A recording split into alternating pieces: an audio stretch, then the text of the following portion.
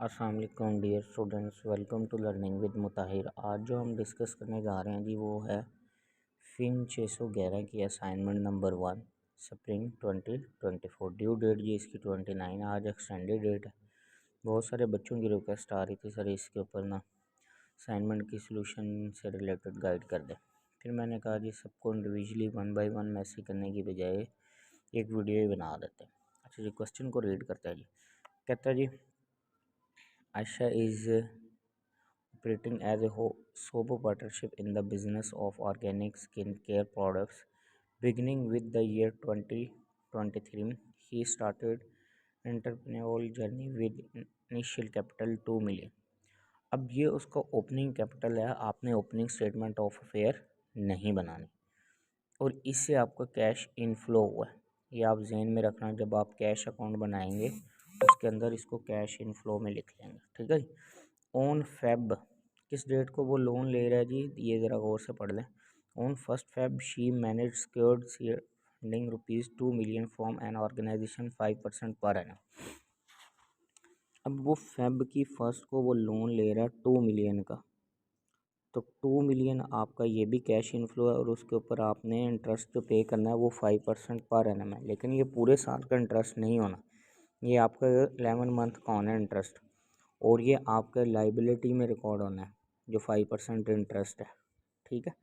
Next वो कह रहा है she also got markup loan 1.2 million on June 1 2023 from one of his close relative.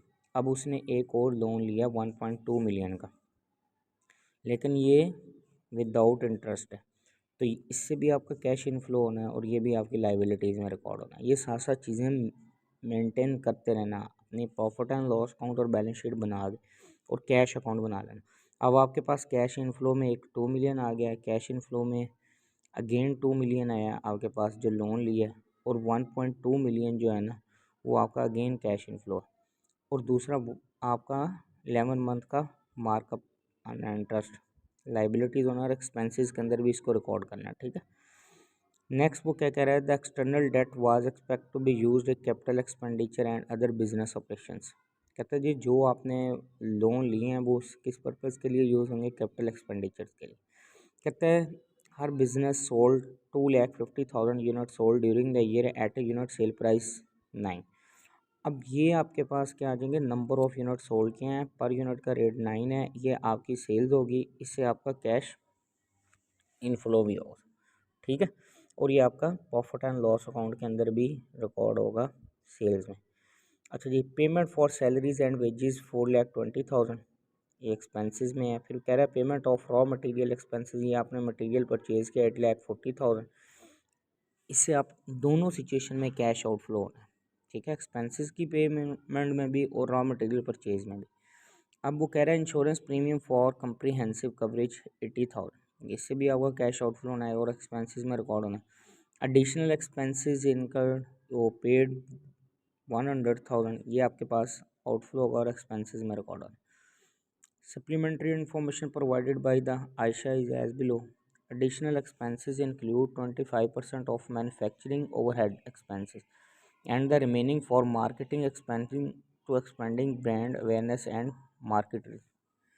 अब ये देखें आपके पास जो है ना एडिशनल एक्सपेंसेस में 100,000 है, वो कहता है इसका 25% जो है ना वो आपके मैन्युफैक्चरिंग ओवरहेड्स है। तो जो मैन्युफैक्चरिंग ओवरहेड्स है वो आपकी परचेजेस के अंदर ऐड होंगे, 100,000 का 25% ले लें, वो आपके पास 25,000 आए, वो 25,000 आपने परचेजेस के अंदर ऐड करने हैं, और रिमेनिंग 75,000 जो है ना वो आपका मार्केटिंग एक्सपेंस है। तो अब आप एडिशनल एक्सपेंसेस को दो एक्सपेंसेस के अंदर पार्टीशन कर दो, जो एक आपके पास 25,000 जो है ना वो मैन्युफैक्चरिंग ओवरहेड में वो आपके ग्रॉस प्रॉफिट की कैलकुलेशन में यूज़ होना है, और रिमेनिंग जो 75,000 है वो आपका ऑपरेटिंग एक्सपेंसेस के अंदर आएगा जिसमें मार्केटिंग एक्सपेंसेस होंगे। अब वो नेक्स्ट कह रहे हैं batch 10,000 unit sold during the year remaining outstanding in terms of payment.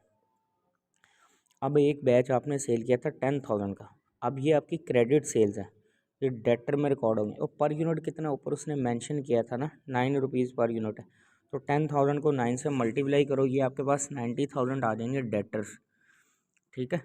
अब आप इसको बैलेंस शीट के करंट एसेट्स में लिखोगे। कहता है creditor for material purchase during the amount 1,60,000। आपने क्रेडिट पे परचेज़ किया 1,60,000 के। अब क्रेडिट पे परचेज़ किया, एक तो इसको परचेजेस में ऐड करो और दूसरा आप करंट लाइबिलिटीज़ में भी रिकॉर्ड कर लो, ठीक है। अब नेक्स्ट कह रहा है कि raw material inventory remain utilise at the year end 30,000। ये आपके पास क्लोजिंग स्टॉक है, इसको बैलेंस शीट के करंट एसेट में भी लिख लो और ग्रॉस प्रॉफिट की कैलकुलेशन में कॉस्ट ऑफ सेल्स में भी आप उसको माइनस करोगे। अब वो कह रहा है prepaid insurance cover 15 month for the star 2023। जो आपने इंश्योरेंस का पे किया ना 80,000, उस 80,000 का जो आपने पेमेंट किया है वो 15 मंथ की है, उसमें 3 मंथ की एडवांस है। तो 80 में से 3 मंथ की आपने ना जो है ना प्रीपेड इंश्योरेंस है उसको लेस कर दो और आपके जो 3 मंथ के है ना उसको आप प्रीपेड एक्सपेंसेस के अंदर बैलेंस शीट के करंट एसेट में भी लिखेंगे। नेक्स्ट वो कह रहा है personal expense 4,000 and a donation 12,000 paid to support her business commitment to being socially responsible towards environment। अब उसने 4,000 पर्सनल एक्सपेंस के लिए यूज़ किया, ये ड्राइंग है, इससे कैश आपका आउटफ्लो भी होना है। और डोनेशन जो है वो आपके पास 12,000 है, ये आप उसमें लिख लो एक्सपेंसेस में, और डोनेशन को उसमें से भी आपके कैश आउटफ्लो में, टोटल आपका कैश आउटफ्लो होगा 16,000। अब वो नेक्स्ट कह रहे हैं lab equipment compend by a small plant costing 2 million was expected useful life 10 year and residual value scrap value जिसको कहते हैं 300,000 एक्वायरिंग ड्यूरिंग द ईयर। अब 2 million का आपने एक इक्विपमेंट परचेज़ किया है, उसकी यूज़फुल लाइफ जो है ना वो 10 ईयर है, तो रेजिडुअल वैल्यू 300,000। तो 2 million में से आप 300,000 लेस कर दो, 1.7 million आ जाएगा। उसको डिवाइड करो 10 पे तो आपके पास एनुअल डेप्रीसिएशन आ जाएगी। अब ये आपके प्रॉफिट एंड लॉस अकाउंट में एज एन एक्सपेंस भी आएगा और बैलेंस शीट की आपकी जो ओरिजिनल कॉस्ट है उसमें से इसको माइनस भी करोगे, ठीक है। नेक्स्ट कह रहे हैं salaries for the year include 20,000 are equipment installation. आपने जो सैलरीज का पेमेंट किया ना 420,000, उसमें से 20,000 जो है ना वो आपने एक इक्विपमेंट इंस्टॉलेशन किया, उसकी अमाउंट ऐड कर दी। तो 20,000 उसमें से आप माइनस कर दो एक्सपेंसेस में, तो 20,000 को इक्विपमेंट वाला एसेट रिकॉर्ड कर लो बैलेंस शीट में। नेक्स्ट कह रहा है G partial repayment 600,000 made towards the loan. जो आपने 1.2 million का लोन लिया था ना क्लोज रिलेटिव से, उसकी हाफ पेमेंट आपने कर दी है 600,000। तो 600,000 आप उसमें से आउट कर दोगे, इससे कैश आपका आउटफ्लो भी होना है, ये भी आप कैश बुक में देख लेना। अब वो कह रहे हैं जी कैरिज इनवर्ड अमाउंट ₹16,000। गुड्स को स्टोर रूम तक लाने के जितने भी आपके एक्सपेंसेस होते हैं वो आपके डायरेक्ट एक्सपेंसेस होते हैं, उनको परचेजेस की कॉस्ट के अंदर ऐड करते हैं। सेम एल्स ये कैरिज इनवर्ड भी वही है, इस 16,000 को आप ऐड कर लोगे परचेजेस में, ठीक है। इससे कैश आउटफ्लो भी होना है, ये भी जहन में रखना। अब construction of a new building ₹800,000 completed on 1 दिसंबर 2023। अब ये 800,000 की जब आपने बिल्डिंग कंस्ट्रक्ट की है तो इसके अगेंस्ट आपने पेमेंट भी तो की होगी ना, इससे कैश आउटफ्लो भी होना और 800,000 को आप बैलेंस शीट में फिक्स एसेट्स में लिख लो। अब देखो ये सारी की सारी चीज़ें तुमने जिन जिन रीजंस के अगेंस्ट आपका कैश इनफ्लो हो रहा है, कैश आउटफ्लो हो रहा है, वो भी मेंशन कर दी। आपके पास जो भी चीज़ें प्रॉफिट एंड लॉस अकाउंट के अंदर आ रही हैं वो भी मेंशन कर दी हैं और बैलेंस शीट की आइटम्स भी मेंशन कर दी। अब ये सारा सोल्यूशन मैंने आपको गाइड कर दिया। अब जो क्वेश्चन की रिक्वायरमेंट है, पहले नंबर पे ये बताओ कि जी जो बिज़नेस ने आपने डोनेशन पे किया इसके बिज़नेस के एनवायरनमेंट काज पे क्या इफेक्ट होगा, वो आपने 3 रीजंस मेंशन करनी। प्रॉफिट एंड लॉस अकाउंट बना लेना है, ठीक है, सारी 1 बाय 1 चीज़ें नोट करते जाओ।